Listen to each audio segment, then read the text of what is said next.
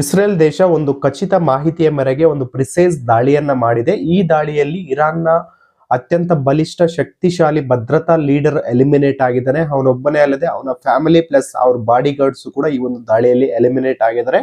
ಇದಕ್ಕೆ ಪ್ರತೀಕಾರವಾಗಿ ಇರಾನ್ ಏನ್ ಮಾಡಿದೆ ಅಂತಂದ್ರೆ ತನ್ನಲ್ಲಿರ್ತಕ್ಕಂಥ ಒಂದು ಬಾಲಿಸ್ಟಿಕ್ ಮಿಸೈಲ್ ಗಳನ್ನ ಅದ್ರ ಜೊತೆಗೆ ಡ್ರೋನ್ ಗಳನ್ನ ಇಸ್ರೇಲ್ನ ಟೆಲ್ ಅವೀವ್ ಮೇಲೆ ಒಂದು ಮಳೆ ರೀತಿ ಸುರಿಸಿದೆ ಅಂತಾನೆ ಹೇಳಬಹುದು. ಭಾರಿ ಗಾತ್ರದ ಮಿಸೈಲ್ ಗಳನ್ನ ಒಮ್ಮೆಲೆ ಸುಮಾರಷ್ಟು 1500 ಮಿಸೈಲ್ ಗಳನ್ನ ಹಾರಿಸಿದೆ. ಇದಕ್ಕೆ ಪ್ರತೀಕಾರವಾಗಿ ಇಷ್ಟಕ್ಕೂ ಯಾವೊಂದು ಲೀಡರ್ ನನ್ನ ಇಸ್ರೇಲ್ ಎಲಿಮಿನೇಟ್ ಮಾಡಿದೆ ಹಾಗೂ ಈ ಒಂದು ಯುದ್ಧ ಯಾವ ಮಟ್ಟಕ್ಕೆ ಹೋಗಿ ತಲುಪಿದೆ ಅನ್ನೋದ್ರ ಬಗ್ಗೆ ಈ ವಿಡಿಯೋದಲ್ಲಿ ಕಂಪ್ಲೀಟ್ ಆಗಿ ತಿಳಿಸೋ ಪ್ರಯತ್ನವನ್ನ ಮಾಡ್ತೀನಿ. ಅದಕ್ಕೋಸ್ಕರ ವಿಡಿಯೋನ ಕಂಪ್ಲೀಟ್ ಆಗಿ ನೋಡಿ ಅಂತ ರಿಕ್ವೆಸ್ಟ್ ಮಾಡ್ಕೊಳ್ತಾ, ಇಫ್ ಇನ್ ಕೇಸ್ ನೀವು ಇನ್ನೂ ಕ್ರಿಯೇಟಿವ್ ಕೋದಂಡ ಯೂಟ್ಯೂಬ್ ಚಾನಲ್ ನ ಸಬ್ಸ್ಕ್ರೈಬ್ ಮಾಡ್ಕೊಂಡಿಲ್ಲ ಅಂದ್ರೆ ದಯವಿಟ್ಟು ಸಬ್ಸ್ಕ್ರೈಬ್ ಮಾಡ್ಕೊಳ್ಳಿ. ಇನ್ಸ್ಟಾಗ್ರಾಮ್ ಅಲ್ಲಿ ನೋಡ್ತಾ ಇದ್ರೆ ಅಕೌಂಟ್ ನ ಫಾಲೋ ಮಾಡ್ಕೊಳ್ಳಿ. ಬನ್ನಿ ವಿಡಿಯೋನ ಸ್ಟಾರ್ಟ್ ಮಾಡೋಣ. ಇಸ್ರೇಲ್ ದೇಶಕ್ಕೆ ಒಂದು ಕನ್ಫರ್ಮೇಶನ್ ಅನ್ನೋದು ಸಿಗುತ್ತೆ. ಏನಂತಂದ್ರೆ ಟೆಹ್ರಾನ್ ನಲ್ಲಿ ಇರಾನ್ ನ ಭದ್ರತಾ ಸರ್ವಶ್ರೇಷ್ಠ ನಾಯಕನಾಗಿರ್ತಕ್ಕಂತಹ ಒಬ್ಬ ಅಲ್ಲಿ ಅಡಗಿರ್ತಾನೆ. ಅವನನ್ನ ಎಲಿಮಿನೇಟ್ ಮಾಡಬೇಕು ಅಂತ ಹೇಳ್ಬಿಟ್ಟು ಒಂದು ಸಿಗ್ನಲ್ ಬರುತ್ತೆ. ಆ ಒಂದು ಸಿಗ್ನಲ್ ಅನ್ನ ಆಧರಿಸಿ ಇಸ್ರೇಲ್ ಒಂದು ಪ್ರಿಸೈಸ್ ಟಾರ್ಗೆಟ್ ಮಾಡಿ ಒಂದು ದಾಳಿಯನ್ನ ಮಾಡುತ್ತೆ. ಆ ದಾಳಿಯಲ್ಲಿ ಇರಾನ್ನ ಅತ್ಯಂತ ಶಕ್ತಿಶಾಲಿ ಪ್ರಭಾವಿ ಭದ್ರತಾ ಲೀಡರ್ ಆಗಿರ್ತಕ್ಕಂತಹ ಅಲಿ ಲರಿಜಾನಿ ಅವರನ್ನ ಎಲಿಮಿನೇಟ್ ಮಾಡ್ಬಿಡುತ್ತೆ. ಈ ಒಂದು ದಾಳಿಯಲ್ಲಿ ಅವನು ತೀರ್ಕೊಬಿಡ್ತಾನೆ. ಅವನ ಜೊತೆಗೆ ಅವರ ಕುಟುಂಬದ ಸದಸ್ಯರು ಪ್ಲಸ್ ಭದ್ರತಾ ಸಿಬ್ಬಂದಿ ಕೂಡ ಸಾವನ್ನಪ್ಪುತ್ತಾರೆ. ವರದಿಗಳ ಪ್ರಕಾರ ಈ ಒಂದು ಏರ್ ಸ್ಟ್ರೈಕ್ ಅನ್ನೋದು ತುಂಬಾ ಪ್ರಿಸೈಸ್ ಆಗಿತ್ತು ಅಂಡ್ ಮತ್ತೆ ಇಸ್ರೇಲ್ ನ ಇಂಟೆಲಿಜೆನ್ಸ್ ಡೈರೆಕ್ಟ್ ಆಗಿ ಇನ್ವಾಲ್ವ್ಮೆಂಟ್ ಇದೆ ಅನ್ನೋದ್ರ ಬಗ್ಗೆ ಅನುಮಾನಗಳು ಕೂಡ ಕಾಡ್ತಾ ಇದೆ ಅಂತಾನೆ ಹೇಳ್ಬೋದು. ಇಷ್ಟಕ್ಕೂ ಯಾರು ಅಲಿ ಲರಿಜಾನಿ, ಏನಕ್ಕೆ ಇವನನ್ನ ಟಾರ್ಗೆಟ್ ಮಾಡಿ ಇಸ್ರೇಲ್ ಎಲಿಮಿನೇಟ್ ಮಾಡಿದೆ ಅಂತ ನಾವು ನೋಡೋದಾದ್ರೆ, ಇವನು ಮಾಜಿ ಸಂಸತ್ನ ಸ್ಪೀಕರ್ ಆಗಿರ್ತಾನೆ ಅಂಡ್ ಸುಪ್ರೀಂ ಲೀಡರ್ಗೆ ತುಂಬಾ ಕ್ಲೋಸ್ ಅಡ್ವೈಸರ್ ಆಗಿರ್ತಾನೆ ಅಂಡ್ ನ್ಯೂಕ್ಲಿಯರ್ ನೆಗೋಷಿಯೇಷನ್ಸ್ ನಲ್ಲಿ ಪ್ರಮುಖ ಪಾತ್ರ ಕೂಡ ವಹಿಸಿರ್ತಾನೆ. ಅಂಡ್ ಇಸ್ರೇಲ್ ನ ದೃಷ್ಟಿಯಲ್ಲಿ ಬ್ರೈನ್ ಬಿಹೈಂಡ್ ಇರಾನ್ ನ ಸ್ಟ್ರಾಟಜಿ ಅಂತಾನೆ ಅವ್ರು ಕನ್ಸಿಡರ್ ಮಾಡಿರ್ತಾರೆ ಈ ಒಬ್ಬ ವ್ಯಕ್ತಿಯನ್ನ. ಅಂಡ್ ಇವನನ್ನ ಎಲಿಮಿನೇಟ್ ಮಾಡಿದೆ ಇಸ್ರೇಲ್ ಅಂತಂದ್ರೆ ಅವರು ಈ ಒಂದು ಯುದ್ಧದ ಸ್ಟ್ರಾಟಜಿಗಳಲ್ಲಿ ಅಥವಾ ಈ ಯುದ್ಧವನ್ನ ಅಗ್ರೇಷನ್ ಅಲ್ಲಿ ಇರಾನ್ ತುಂಬಾ ವೀಕ್ ಆಗೋ ಚಾನ್ಸಸ್ ಇರುತ್ತೆ ಅಂತ ಅವರು ಒಂದು ಪ್ರಿಸೈಸ್ ಆಗಿ ಟಾರ್ಗೆಟ್ ಅನ್ನ ಮಾಡ್ಕೊಂಡು ಈ ಒಂದು ಲೀಡರ್ ನನ್ನ ಎಲಿಮಿನೇಟ್ ಮಾಡ್ಬಿಡ್ತಾರೆ.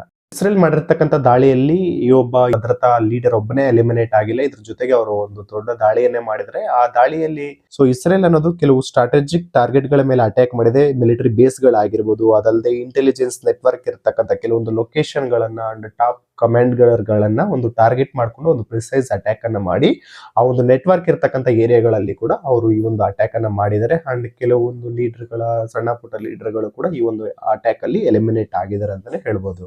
ಇದಕ್ಕೆ ಕೆರಳಿದಂತಹ ಇರಾನ್ ಏನ್ ಮಾಡ್ತು ಅಂತಂದ್ರೆ ಹಂಡ್ರೆಡ್ಸ್ ಆಫ್ ಮಿಸೈಲ್ಸ್ ಮತ್ತೆ ಡ್ರೋನ್ಸ್ ಅನ್ನ ಲಾಂಚ್ ಮಾಡ್ತು ಇರಾನ್ ಕಡೆಯಿಂದ. ಇಸ್ರೇಲ್ ನ ಮೇಲೆ ಲಾಂಚ್ ಮಾಡುತ್ತೆ. ಅದು ಹೋಗಿ ಟೆಲ್ ಅವೀವ್ ಅನ್ನ ಟಾರ್ಗೆಟ್ ಮಾಡ್ಕೊಂಡು ಅಲ್ಲಿ ಹೋಗಿ ಅಟ್ಯಾಕ್ ಮಾಡೋ ರೀತಿ ಇವ್ರು ಲಾಂಚ್ ಅನ್ನ ಮಾಡಿರ್ತಾರೆ. ಐರನ್ ಡೋಮ್ ಅನ್ನೋದು ಆಕ್ಟಿವಿಟಿ ಸುಮಾರಷ್ಟು ಏನು ಮಿಸೈಲ್ ಗಳನ್ನ ಡ್ರೋನ್ ಗಳನ್ನ ಇಂಟರ್ಸೆಪ್ಟ್ ಮಾಡುದು. ಕೆಲವೊಂದು ಹೋಗಿ ಟೆಲ್ ಅವೀವ್ ನಗರದಲ್ಲಿ ಕೆಲವೊಂದು ಬಿಲ್ಡಿಂಗ್ ಗಳಿಗೆ ಹಿಟ್ ಆಗಿದೆ. ಅಲ್ಲಿ ಇರ್ತಕ್ಕಂಥ ಕೆಲವರು ನಾಗರಿಕರುಗಳ ಸಾವು ನೋವು ಬಗ್ಗೆ ಕೂಡ ವರದಿಗಳಾಗಿದೆ. ಅಷ್ಟೊಂದು ಅಗ್ರೆಸಿವ್ ಆಗಿ ಅವನು ಒಂಥರ ಹೇಳ್ಬೇಕು ಅಂತಂದ್ರೆ ಮಿಸೈಲ್ ಗಳ ಒಂದು ಮಳೆಯನ್ನ ಸುರಿಸಿದೆ ಇರಾನ್ ಅಂತಾನೆ ಹೇಳ್ಬೋದು. ಯಾಕಂತಂದ್ರೆ ಅವ್ರಿಗಿರ್ತಕ್ಕಂಥ ಒಬ್ಬ ಮಾಸ್ಟರ್ ಮೈಂಡ್ ಭದ್ರತಾ ನಾಯಕನನ್ನ ಎಲಿಮಿನೇಟ್ ಮಾಡಿರೋದಕ್ಕೆ ಒಂದು ಪ್ರತೀಕಾರವಾಗಿ ಇರಾನ್ ಅನ್ನೋದು ಈ ರೀತಿ ಒಂದು ಸುಮಾರು ಹಂಡ್ರೆಡ್ಸ್ ಆಫ್ ಮಿಸೈಲ್ಸ್ ಅನ್ನ ಒಮ್ಮೆಲೆ ಲಾಂಚ್ ಮಾಡಿ ಇಸ್ರೇಲ್ ನ ಮೇಲೆ ದಾಳಿ ಮಾಡಿದೆ. ರಷ್ಯಾ ಅನ್ನೋದು ಈ ಒಂದು ದಾಳಿಯನ್ನ ಖಂಡಿಸಿದೆ. ಅದರ ಜೊತೆಗೆ ಅವ್ರು ಹೇಳಿರ್ತಕ್ಕಂಥ ಲೀಡರ್ಸ್ ನ ಅಸಾಸಿನೇಷನ್ ಅಂತ ಕೂಡ ಅವರು ಮೆನ್ಷನ್ ಅನ್ನ ಮಾಡಿದ್ದಾರೆ. ಅಂಡ್ ಅಮೆರಿಕ ಇಂಡೈರೆಕ್ಟ್ ಆಗಿ ಇಸ್ರೇಲ್ಗೆ ಸಪೋರ್ಟ್ ಮಾಡ್ತಾ ಇದೆ. ಅಂಡ್ ಗಲ್ಫ್ ಕಂಟ್ರೀಸ್ ಎಲ್ಲ ತುಂಬಾ ಹೈ ಅಲರ್ಟ್ ಆಗಿದೆ. ಯಾಕಂತಂದ್ರೆ ಎನಿ ಟೈಮ್ ಇರಾನ್ ಅವ್ರ ಮೇಲೆ ಕೂಡ ಮತ್ತೆ ಅಟ್ಯಾಕ್ ಮಾಡೋ ಚಾನ್ಸಸ್ ಇದೆ ಅಂತ ಅವರು ಹೈ ಅಲರ್ಟ್ ಅಲ್ಲಿ ಕೂಡ ಇದ್ದಾರೆ. ಈ ಒಂದು ಯುದ್ಧ ಏನ್ ನಡೀತಾ ಇದೆ ಇಸ್ರೇಲ್ ಇರಾನ್ ಅಮೆರಿಕ ಮಧ್ಯೆ, ಈ ಒಂದು ಯುದ್ಧ ಅನ್ನೋದು ಇನ್ನೂ ಫುಲ್ ಸ್ಕೇಲ್ ವಾರ್ ಆಗಿ ಕನ್ವರ್ಟ್ ಆಗೋ ಚಾನ್ಸಸ್ಗಳು ತುಂಬಾನೇ ಇದೆ.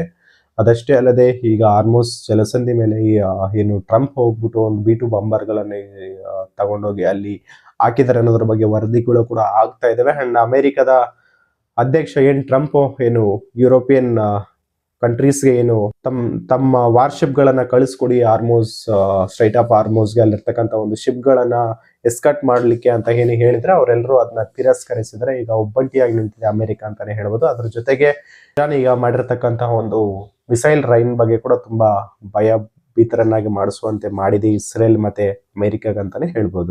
ಒಬ್ಬ ನಾಯಕನ ಸಾವು ಒಂದು ದೇಶದ ಪ್ರತೀಕಾರವಾಗಿ ಬದಲಾಗ್ತಿದೆ ಅಂತಾನೆ ಹೇಳ್ಬೋದು. ಇನ್ನು ನೋಡ್ಬೇಕು ಯಾವ ಒಂದು ಮಟ್ಟಕ್ಕೆ ಈ ಒಂದು ಯುದ್ಧ ಹೋಗಿ ನಿಲ್ಲುತ್ತೆ ಅನ್ನೋದ್ರ ಬಗ್ಗೆ. ಅಂಡ್ ಇದಿಷ್ಟು ಏನು ಇಸ್ರೇಲ್ ಮಾಡಿರ್ತಕ್ಕಂಥ ದಾಳಿಯಲ್ಲಿ ಇರಾನ್ಗೆ ಸಂಬಂಧಪಟ್ಟಂತಹ ಭದ್ರತಾ ನಾಯಕನನ್ನ ಎಲಿಮಿನೇಟ್ ಮಾಡಿದ್ರ ಬಗ್ಗೆ ತಿಳಿಸಿದ್ರೆ ಒಂದು ಸಣ್ಣ ಪ್ರಯತ್ನ ಆಗಿತ್ತು. ಈ ವಿಡಿಯೋ ಇನ್ಫಾರ್ಮೇಶನ್ ನಿಮ್ಗೆ ಏನಾದರೂ ಇಷ್ಟ ಆಗಿದ್ರೆ ವಿಡಿಯೋಗೆ ಒಂದು ಲೈಕ್ ಮಾಡಿ, ನಿಮ್ಮ ಸ್ನೇಹಿತರಿಗೆ ಶೇರ್ ಮಾಡಿ. ಇಂತಹ ಮತ್ತಷ್ಟು ಇಂಟ್ರೆಸ್ಟಿಂಗ್ ವಿಚಾರಗಳಿಗೋಸ್ಕರ ಕ್ರಿಯೇಟಿವ್ ಕೋದಂಡ ಯೂಟ್ಯೂಬ್ ಚಾನಲ್ಗೆ ಸಬ್ಸ್ಕ್ರೈಬ್ ಮಾಡ್ಕೊಳ್ಳಿ. ಧನ್ಯವಾದಗಳು ಸ್ನೇಹಿತರೆ.